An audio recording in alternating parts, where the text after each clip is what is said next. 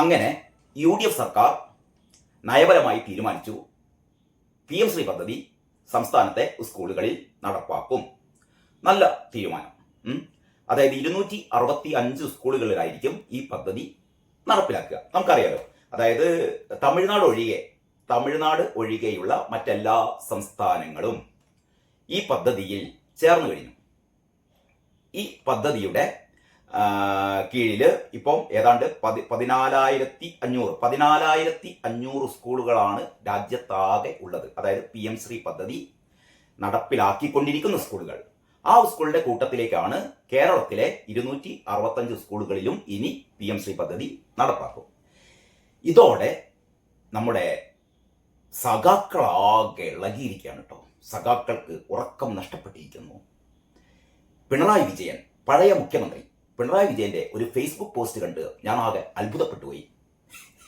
നിങ്ങൾക്കറിയാലോ, പിണറായി വിജയനാണ് PM ശ്രീ പദ്ധതിയിൽ ഒപ്പുവെച്ചത്. ആർക്കും സംശയമില്ലല്ലോ.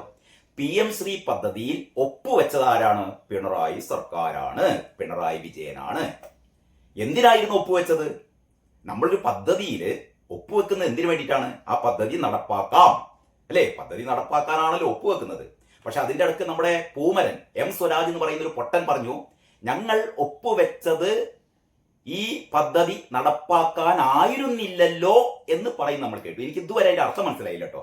നമ്മുടെ ഒരു പദ്ധതിയിൽ ഒപ്പിടുന്നത് ആ പദ്ധതി നടപ്പാക്കാനായിരുന്നില്ലല്ലോ എന്നാണ് പൂമരൻ, അതായത് M സ്വരാജ് എന്നൊന്ന് പറഞ്ഞത്. അതവിടെ നിൽക്കട്ടെ. ഏതായാലും പിണറായി വിജയന്റെ ഒരു ഫേസ്ബുക്ക് പോസ്റ്റ്, അതിലെ തമാശ നമുക്കൊന്ന് നോക്കാം. കുറച്ച് മുമ്പാണ് ഈ ഒരു ഫേസ്ബുക്ക് പോസ്റ്റ്.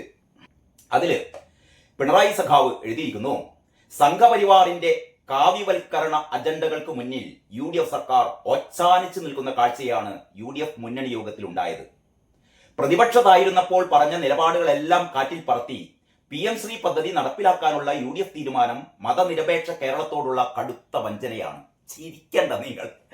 അതായത് PM ശ്രീ പദ്ധതിയിൽ പോയി ഒപ്പിട്ട് കൊടുത്ത ബഹുമാന്യ കഴിഞ്ഞ മുഖ്യമന്ത്രിയാണ് പറയുന്നത് UDF സർക്കാർ ഇപ്പതാ പദ്ധതി നടപ്പാക്കാൻ വേണ്ടി പോകുന്നു. ഇത് ഏറ്റവും വലിയ വഞ്ചനയാണെന്ന് പറയുന്നു കേട്ടോ. മതനിരപേക്ഷ കേരളത്തോടുള്ള കടുത്ത വഞ്ചനയാണ്. ഞാൻ ചോദിക്കട്ടെ, എടോ വിജയ കേൾക്കട്ടോ, ഇത് മതനിരപേക്ഷ കേരളത്തോടുള്ള കടുത്ത വഞ്ചനയായിരുന്നു എന്ന് ഇപ്പൊ പറയുന്ന താൻ എന്തിനാടോ പോയി ഒപ്പിട്ടത്? താൻ ഒപ്പിട്ടൊരു പദ്ധതിയല്ലേ. നിന്റെ ഒരു സെക്രട്ടറിയാണ് കഴിഞ്ഞ ഒരു 2 ആഴ്ചക്ക് മുമ്പ് ഇന്ത്യൻ എക്സ്പ്രസിന്റെ ആ മലയാളം വാരികയിൽ ലേഖനം എഴുതിയത്. ആ ലേഖനത്തിൽ വളരെ കൃത്യമായി പറയുന്നുണ്ട്, ഈ PM ശ്രീ പദ്ധതിയിൽ ചേരുന്നു എന്ന് പറയുന്ന ആ MOUയിൽ ഒപ്പിട്ട് കഴിഞ്ഞാൽ പിന്നെ അതിൽ നിന്ന് മാറാൻ പറ്റില്ല. നമുക്ക് വളരെ കൃത്യമായിട്ട് അറിയാം. അതിന്റെ വ്യവസ്ഥകൾ അനുസരിച്ച് കേന്ദ്ര സർക്കാരിന് മാത്രമേ ഈ പദ്ധതിയിൽ നിന്ന് മാറാൻ അനുവാദമുണ്ട്. അതല്ലാതെ മറ്റ് സംസ്ഥാനങ്ങൾക്കൊന്നും ഈ പദ്ധതിയിൽ നിന്ന് പിന്മാറാൻ അധികാരമില്ല. പിന്മാറാൻ പറ്റുന്ന ഇതിൽ അർത്ഥമില്ലാന്നേ. അങ്ങനെയാണെങ്കിൽ എല്ലാ സംസ്ഥാനങ്ങൾക്കും ഇങ്ങനെ പിന്മാറാൻ പറ്റുമെങ്കിൽ ഇന്ത്യയിലെ ഏത് പദ്ധതി വിജയിക്കുക? അപ്പൊ എനിക്ക് ഇതുവരെ മനസ്സിലാക്കാത്ത, നിങ്ങൾക്ക് ആർക്കെങ്കിലും മനസ്സിലായിട്ടുണ്ട് പറയാം. അതായത് ഇടതുപക്ഷ സർക്കാർ പോയിട്ട് കഴിഞ്ഞ പ്രാവശ്യം ഒപ്പിട്ടു പോകുന്നു. അപ്പോഴാണ് ഈ CPI-ക്കാരുടെ പ്രധാന പരിപാടി എന്ന് പറഞ്ഞാൽ കുത്തിത്തിരിപ്പാണല്ലോ. ഈ CPI-ക്കാര് കുത്തിത്തിരിപ്പുണ്ടാക്കി. ഇതിൽ ഒപ്പിട്ടത് ഭയങ്കര പ്രശ്നമാണ് എന്ന് പറഞ്ഞ ഒച്ചപ്പാടും ബേളൊക്കെ ഉണ്ടാക്കിയപ്പോഴാണ്. അപ്പൊ സ്വാഭാവികമായും പ്രതിപക്ഷമായി ഏറ്റെടുക്കല്ലോ. കാരണം ഇത് എന്നൊക്കെ പറഞ്ഞാൽ PM ശ്രീ പദ്ധതി എന്ന് പറഞ്ഞാൽ ഇവർ പറയുന്നത് കാവ്യവൽക്കരണം, അല്ലെ? PM ശ്രീ പദ്ധതി എന്ന് കേൾക്കുമ്പോഴത്തേക്ക്, അല്ലെങ്കിൽ ദേശീയ വിദ്യാഭ്യാസ പദ്ധതി എന്ന് കേൾക്കുമ്പോഴത്തേക്ക് എല്ലാവരും പറയുന്നത് എന്താ? കാവ്യവൽക്കരണം. ഇതിന്റെ ഇടയിൽ ഞാൻ ഒറ്റ കാര്യം ചോദിക്കട്ടെ. അതായത് രാജ്യത്തുടനീളം 14,500 സ്കൂളുകളിൽ ഈ പദ്ധതി നടപ്പിലാക്കിക്കൊണ്ടിരിക്കുകയാണ് കേട്ടോ. എന്ന് പറഞ്ഞാൽ 2022 മുതൽ 27 വരെ ആകെ ഒരു വർഷമേ ബാക്കിയുള്ളൂ. എന്ന് പറഞ്ഞാൽ ഈ 5 വർഷക്കാലത്തിനിടക്ക് ഈ രാജ്യത്ത് BJP അല്ലാത്ത മറ്റു കക്ഷികളൊക്കെ ഭരിക്കുന്ന നിരവധി സംസ്ഥാനങ്ങളുണ്ടല്ലോ. അവിടെയൊക്കെ ഉൾപ്പെടെ 14,500 സ്കൂളുകളിൽ ഈ പദ്ധതി നടപ്പിലാക്കിക്കൊണ്ടിരിക്കുകയാണ്. എവിടെയെങ്കിലും ഈ പദ്ധതിയിൽ വലിയ പ്രശ്നമാണെന്ന് പറഞ്ഞിട്ട് വാർത്ത നിങ്ങൾ എവിടെയും കേട്ടിട്ടോ? ഞാൻ കേട്ടിട്ടില്ല കേട്ടോ. അതായത് ഇപ്പോൾ കോൺഗ്രസ് ഭരിക്കുന്ന സംസ്ഥാനങ്ങളിലൊക്കെ ഇത് നടപ്പിലാക്കിക്കൊണ്ടിരിക്കുന്നുണ്ട്. ആ സംസ്ഥാനങ്ങളിലെ വിദ്യാഭ്യാസ മന്ത്രിമാരോ അല്ലെങ്കിൽ അവിടുത്തെ മുഖ്യമന്ത്രിയോ പറയാണ്, ഞങ്ങൾ PM ശ്രീ പദ്ധതിയിൽ ഒപ്പിട്ടത് വലിയ പ്രശ്നമായി പോയിട്ടോ, അതുകൊണ്ട് മതനിരപേക്ഷത ആകെ തകരുകയാണ്, ഇവിടെ കാവ്യവൽക്കരണമാണ്, ഇവിടുത്തെ ആ സിലബസ് മുഴുവൻ എന്താണ്? കാവ്യവൽക്കരണ സിലബസ് ആണ്. ആകെ അബദ്ധമായി പോയി ആരെങ്കിലും ഏതെങ്കിലും മുഖ്യമന്ത്രി ഏതെങ്കിലും സംസ്ഥാനത്തെ വിദ്യാഭ്യാസ മന്ത്രി പറഞ്ഞിട്ടുണ്ടോ? ആരും പറഞ്ഞിട്ടില്ലാന്നേ, ആരും പറഞ്ഞിട്ടില്ല. അപ്പൊ അതൊന്ന് നമുക്ക് എന്താ മനസ്സിലാക്കേണ്ടത്? ഈ PM ശ്രീ പദ്ധതി എന്ന് പറയുന്നത് ഈ സ്കൂളുകളിൽ നടപ്പാക്കുന്നത് നല്ല കാര്യമാണെന്നല്ലേ നമ്മൾ മനസ്സിലാക്കുന്നത്. മാത്രമല്ല നമ്മുടെ കേരളത്തിൽ 47 സ്കൂളുകളിൽ, എത്രയാണ്? 47 സ്കൂളുകളിൽ PM ശ്രീ പദ്ധതി നടപ്പിലാക്കിക്കൊണ്ടിരിക്കുന്നുണ്ടെന്നേ. അതായത് കേന്ദ്രീയ വിദ്യാലയങ്ങൾ, നവോദയ വിദ്യാലയങ്ങൾ. കേരളത്തിൽ 14 നവോദയ വിദ്യാലയങ്ങളുണ്ട്. 33 കേന്ദ്രീയ വിദ്യാലയങ്ങളുണ്ട്. 33 കേന്ദ്രീയ വിദ്യാലയങ്ങളിലും 14 നവോദയ വിദ്യാലയങ്ങളിലും ഈ പറയുന്ന PM ശ്രീ പദ്ധതി നടപ്പിലാക്കിക്കൊണ്ടിരിക്കുന്നുണ്ട്. ദേശീയ വിദ്യാഭ്യാസ പദ്ധതി അനുസരിച്ചാണ് അവിടെ ക്ലാസ്സുകളൊക്കെ നടക്കുന്നത്.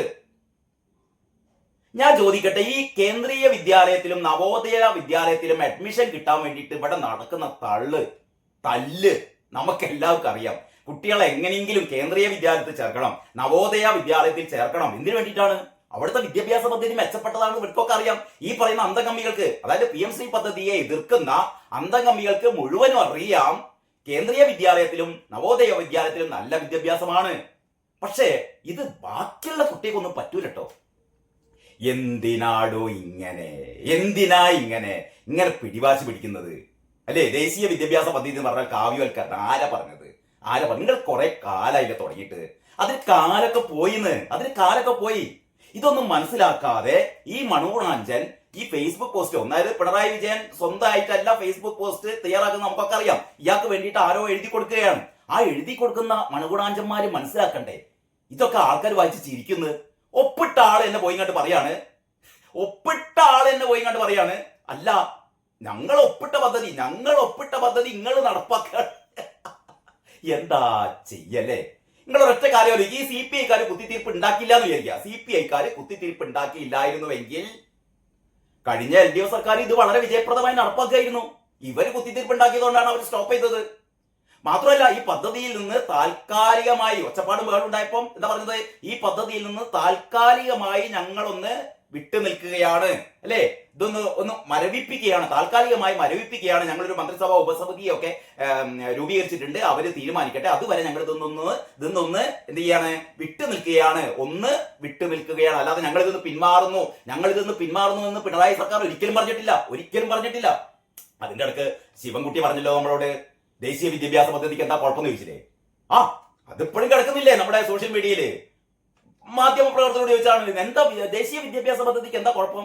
അപ്പോഴാണ് മാധ്യമപ്രവർത്തകർ ചോദിച്ചത്, അല്ല പണ്ട് ദേശീയ വിദ്യാഭ്യാസ പദ്ധതിക്ക് നിങ്ങൾ എതിരായിരുന്നല്ലോ, നയങ്ങൾ മാറില്ലേ, ദേശീയ വിദ്യാഭ്യാസ പദ്ധതി നല്ലതല്ലേ എന്ന് ചോദിച്ച വി ശിവൻകുട്ടിയാണ്. പിന്നെ ഈ കാരണബോധം കണ്ണൂരിട്ടിയപ്പം കുറച്ച് കഴിഞ്ഞപ്പോൾ പിന്നെ മൂപ്പര് പ്ലേറ്റ് മാറ്റി. അതിനുശേഷം പിന്നെ മൂപ്പര് പ്ലേറ്റ് മാറ്റി. എങ്കിലും വി ശിവൻകുട്ടി കൃത്യമായി തന്റെ നിലപാടുകൾ നേരത്തെ തന്നെ വ്യക്തമാക്കിയിരുന്നു. മുൻ വിദ്യാഭ്യാസ മന്ത്രി PM ശ്രീ പദ്ധതി നല്ലതാണ്, ദേശീയ വിദ്യാഭ്യാസ പദ്ധതി നല്ലതാണൊക്കെ പറഞ്ഞിരുന്നു. ഇനി നമുക്ക് ഈ പോസ്റ്റിലേക്ക് തിരിച്ചു വരാട്ടോ. അങ്ങനെ നമ്മളെ വിജയൻ സഖാവ് പറയുകയാണ്, അതിനുശേഷം പദ്ധതിയിൽ നിന്ന് പിന്മാറാൻ കഴിയില്ല എന്ന മുഖ്യമന്ത്രി VD സതീശന്റെ വാദം വസ്തുതകൾക്ക് നിരക്കാത്തതാണ് എന്ന് ഏറ്റവും പുതിയ പാർലമെന്റ് രേഖകൾ തന്നെ തെളിയിക്കുന്നു.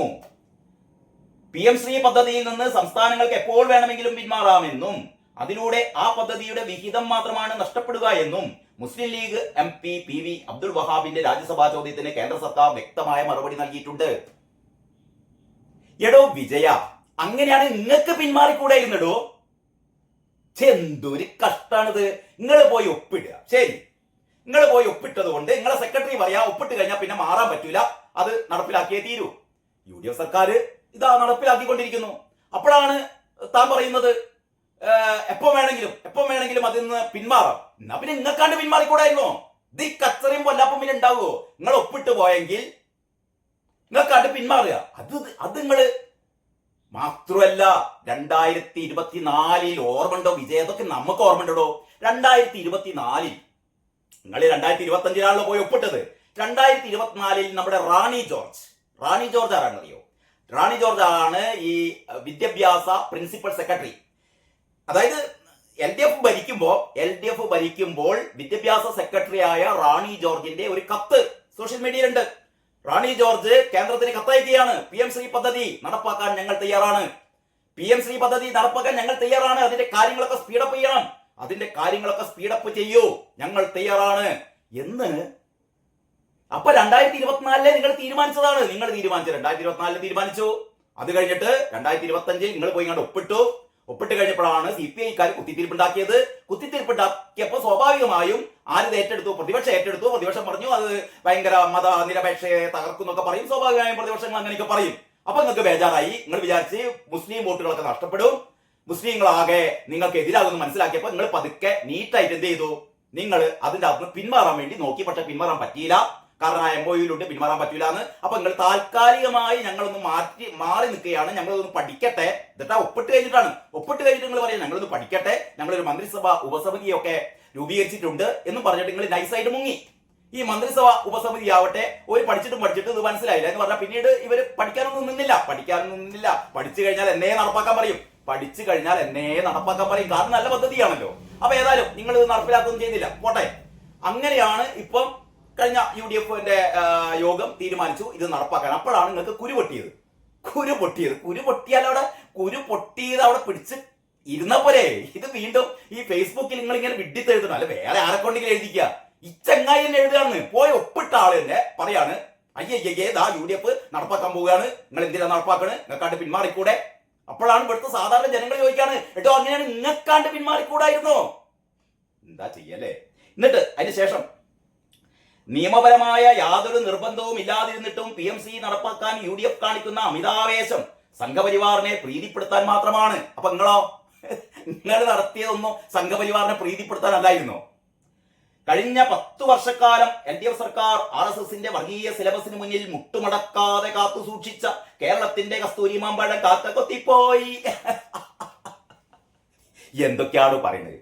കഴിഞ്ഞ 10 വർഷക്കാലം LDF സർക്കാർ RSSന്റെ വർഗീയ സിലബസിന് മുന്നിൽ മുട്ടുമടക്കാതെ കാത്തു സൂക്ഷിച്ച കേരളത്തിന്റെ പൊതുവിദ്യാഭ്യാസ മേഖലയെ UDF ഇപ്പോൾ ഒറ്റുകൊടുക്കുകയാണ്. എന്തൊരു കഷ്ടാണ് അല്ലേ? ഞങ്ങൾ കാത്തു സൂക്ഷിച്ചതേനി മതനിരപേക്ഷത ഒക്കെ പോയി. ഈ വഞ്ചനാപരമായ നിലപാടിനെ തുറന്നു കാട്ടാൻ കേരളീയ പൊതുസമൂഹം മുന്നോട്ട് വരണം. ഇതിന്റെ അടിയിൽ മുഴുവനും പൂര തെറിയാണ്.